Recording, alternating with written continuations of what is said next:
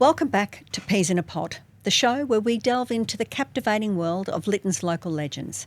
I'm your host, Joan Peas, and I proudly serve as your state member for Lytton. In this podcast, we celebrate the rich tapestry of our community by highlighting the extraordinary stories, individuals and businesses who make Lytton the truly special place that it is to call home. In today's episode, I'm thrilled to have a fascinating guest with us, Chris May. Now, Chris is the current president of the Bayside Woodturners and Woodcrafters Association, and it's fondly known and regarded as the Bayside Woodies. And as a true local legend, Chris has a passion for community. So sit back, relax and join us as we embark on this exciting adventure of celebrating Lytton's local legends. Let's dive deep into history, inspiration and the stories that unite us as a community. Welcome to Peas in a Pod.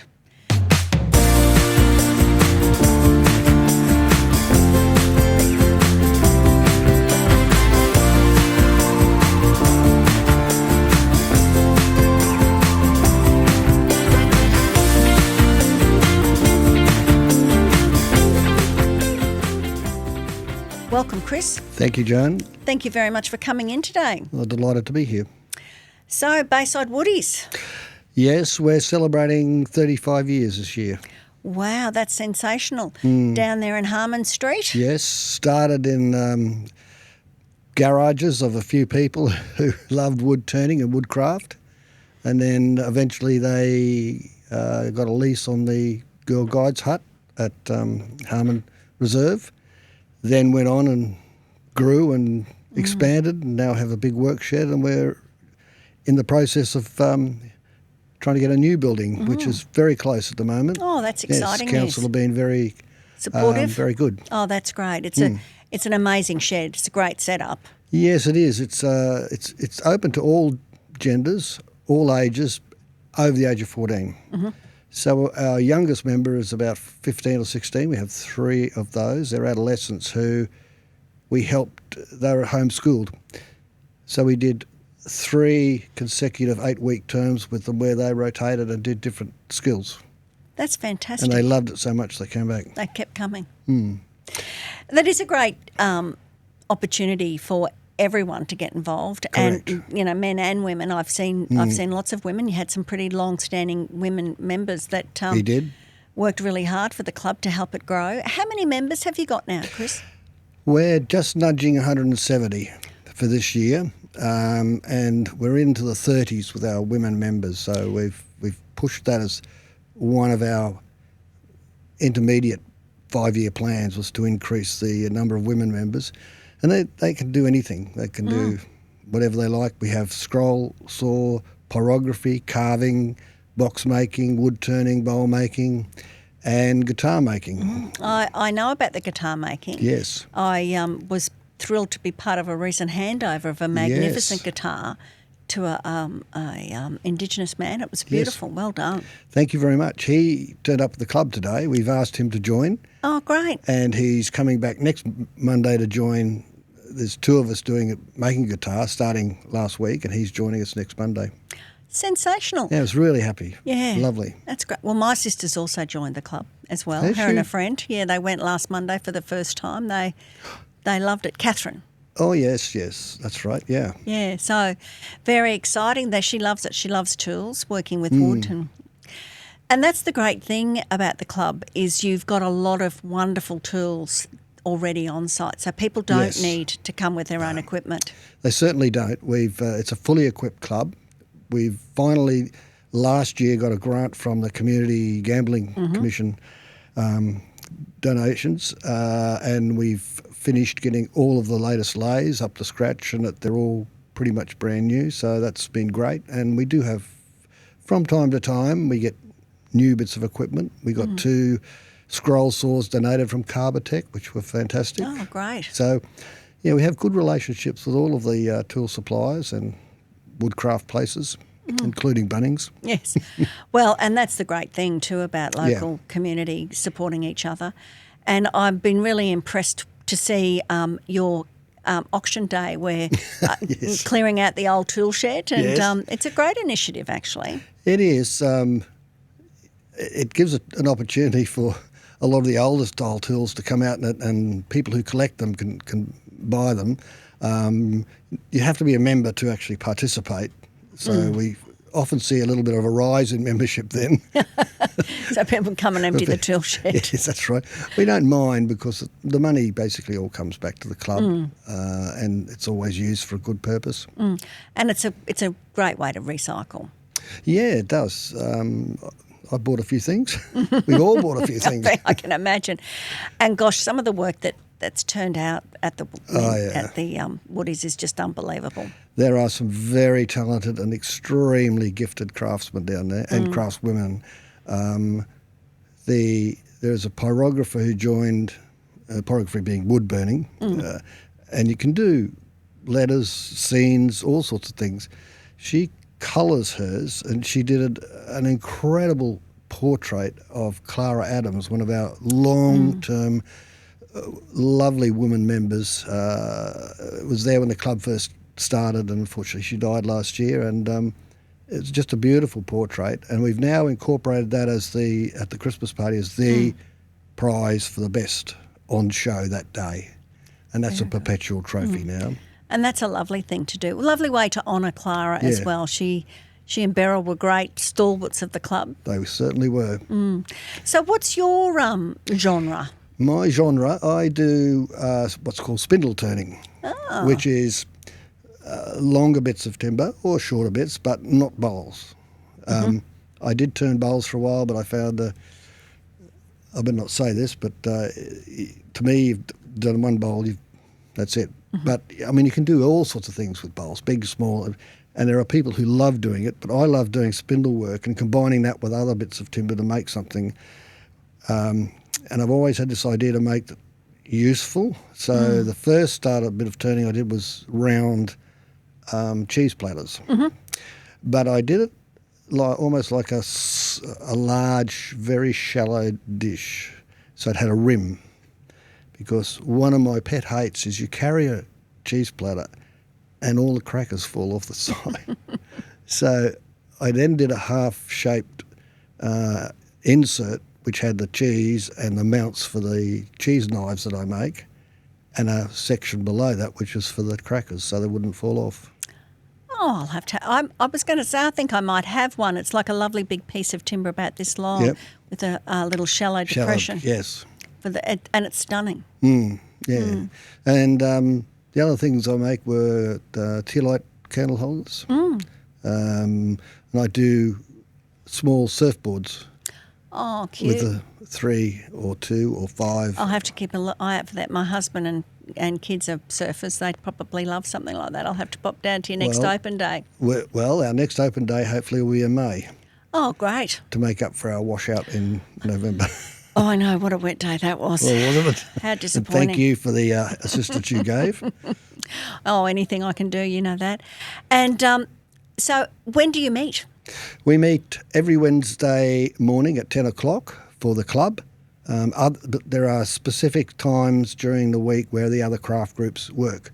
Mondays, guitar and carving. Tuesdays is carving and sometimes box making. Wednesday's a turning day. Thursday is box making, and then every third Saturday, and then Friday is a mixture of things. So, and scroll saw is all the time. They do that all the time. So people can come in with their own projects and get some advice if they're members. And how long would you talk about box making? They're beautiful boxes that are made. How long would a small box take to make? Well, it depends how intricate it is, I suppose. Well, yes, that too, but it depends how much time you've got. But you can usually do it in a week. Oh, wow. That's amazing. I would have thought it would have taken much longer than that. Yeah, sometimes it does, and it depends how, as you said, how intricate. But most of the time it's, if you've got the right tools and jigs and stuff, and you've got a dovetail machine, you can do it reasonably quickly. And tell me, how did you get involved with the woodturners? Well, my paternal grandfather and my mum's brother both were carpenters, builders, and I got a lot of interest in that side of it when I was a young boy, and Dad was very handy. We lived in a house at Tingalpa on what used to be called New Cleveland Road, which is now Manly Road, opposite where the fields are for the school, Villanova. Oh, yeah.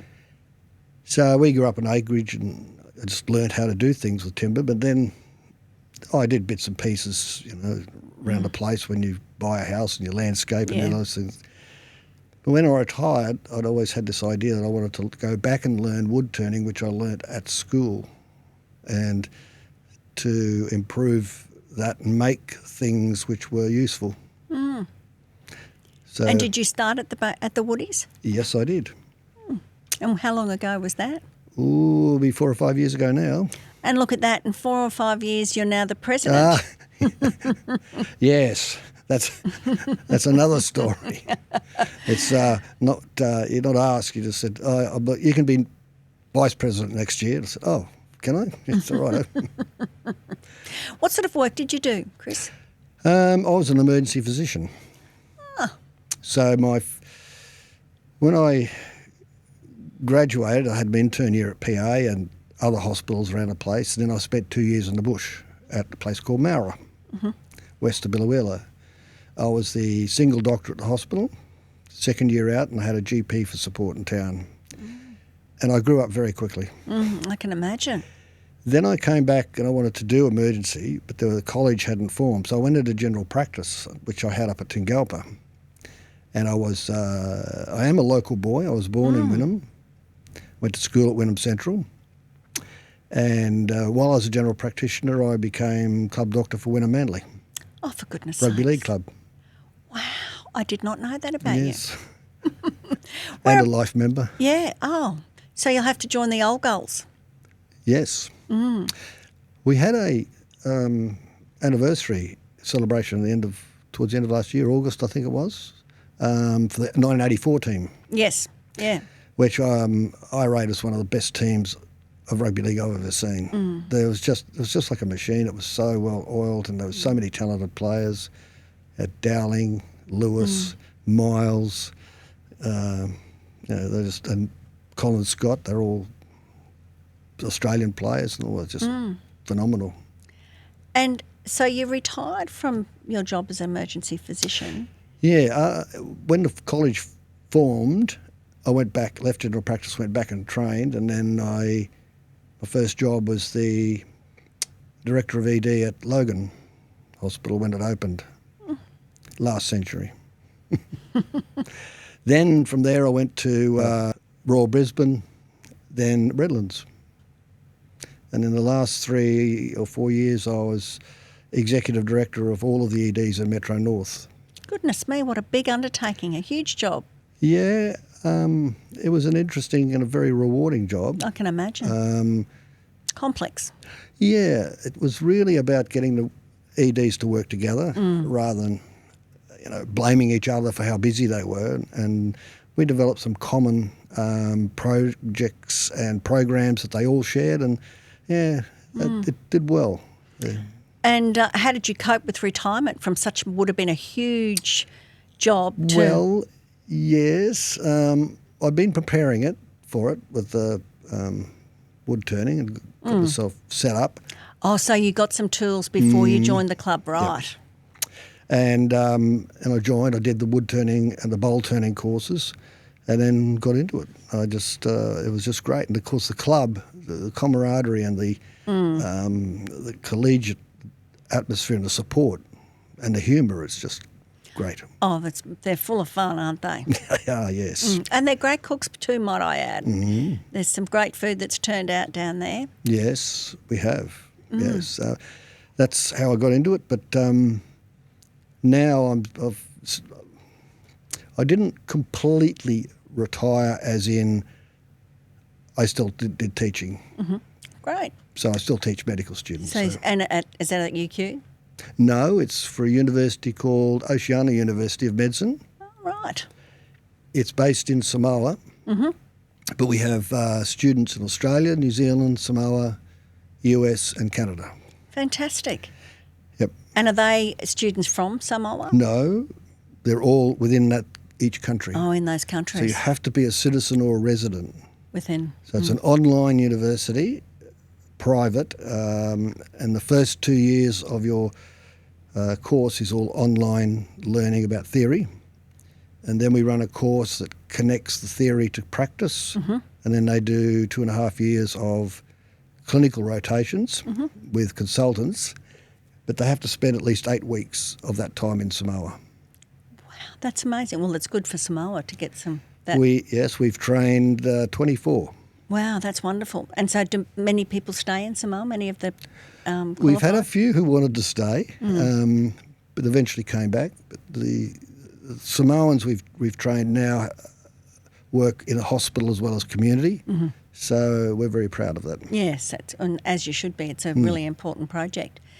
So tell me, how long are you going to be at the woodturners for?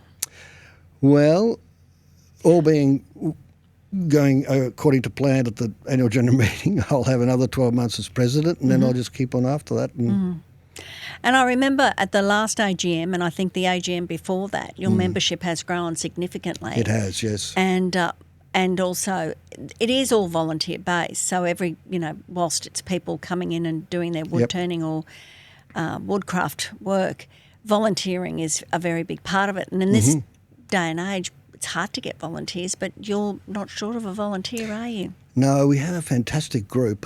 We do, once a year we go to the nursing home at Wynnum North, which used to be Pleasantville, at Blue Care. Yep. And we also go to Loader House for an afternoon or a morning with the residents there, helping them. We make, what do you call them, little planter boxes. Yep. And then up at the Blue Care we make, do scroll saw and pyrography and don't do any wood turning up there, and then put all our stuff on display for them to buy if they want to.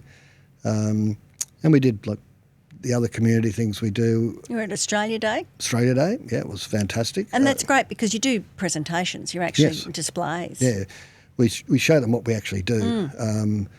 But we turn out little spinning tops and little animals cut out and ply, and then the kids get their name burnt on it. Fantastic. It's great. I've actually even had you out the front of my office doing displays out there. It was a very hot morning. But it's amazing the work that you turn out, and a great opportunity for creativity. Yes.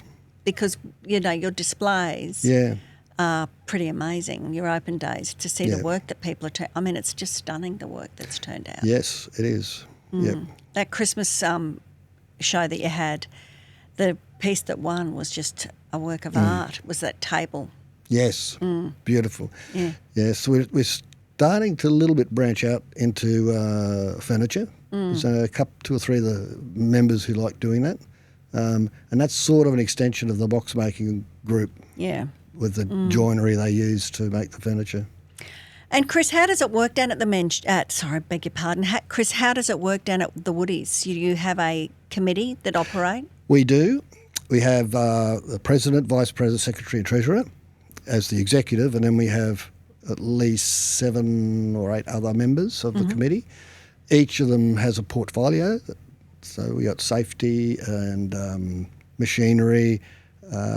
Someone looks after all the shows we go to, and first aid and medical we have. So everyone's got a responsibility to look after them, various aspects of the club. And what does it cost to be a member? It's $35 a year. Well, that's very reasonable. And $5 to join. Yeah. And what about coming on your meetings? Do you you've got to bring your own equipment, bring your own wood or whatever it is that you... No, we have wood supplies that you can buy at very cheap prices, sometimes free, depending upon what it is. So what's the favourite thing you've made yourself? Whoa, probably the favourite thing I made was a surfboard for my brother, who was a surfboard, not a full size, but a tabletop surfboard. Very nice. And when we grew up, surfboards had wood in them as well as fiberglass. So I made him what we call a 3-stringer. So it had 3 cedar strings, which were strips, and then joined to pine. So they were in the middle, and then I shaped the board and put a a little fin on it, and something to mount it on. Oh, sounds great. I bet he loved it. He did. Have you made a timber surfboard? No. I wouldn't mind having a go at it, but yeah. Do you still surf yourself? No. You can take it up. You're retired. I don't have time. No, you don't have time. And you could treat yourself if you have an injury. That's right. Oh, Chris, it's been great talking to you today. Oh, thank you what very an much. interesting life you've had. We'll have to do another podcast just to hear all about your Yes, work, well, your pre-retirement work. Yes, by all means. I'll be happy to come back and tell you my times in Vanuatu and all sorts of things. Wow, so did you do a lot of work in the Pacific region? In Vanuatu I did, yeah. Every year for about 10 or 15 years. And was that volunteering abroad that you did it through? Or Just through a friend who owned a resort. Wow, very good. Well, good on you. So you have that real sense of service to community. Yes, Well, yep, always had. that's great. Well, Chris, thank you so much for Thank coming you. in today. Really appreciate your time, and thank you for the great work that you do at the Woodies, because it really is a pleasure to go down there. And you're right, Yeah. the camaraderie, it's a ton of fun for Yes. everyone. There's lots of laugh, lots of tea and lots of laughs. Yes, that's right. Thanks very much, Chris. Thank you, Joan. Lovely. Thank you for joining us on this captivating journey through Lytton's local legends. I hope you enjoyed our insightful conversation with Chris. If you've loved this episode, make sure to subscribe to Peas in a Pod so you never miss an opportunity to discover more captivating stories of the extraordinary individuals who have made Lytton the vibrant place that it is today. We'd love to hear your feedback and suggestions for future episodes, so please feel free to reach out to us on social media or through my website. And remember, it's through your engagement that keeps this podcast alive and thriving. So please join us again next time as we continue our mission of celebrating the unsung heroes, the trailblazers and the fascinating stories that make Lytton the truly special place it is to call home.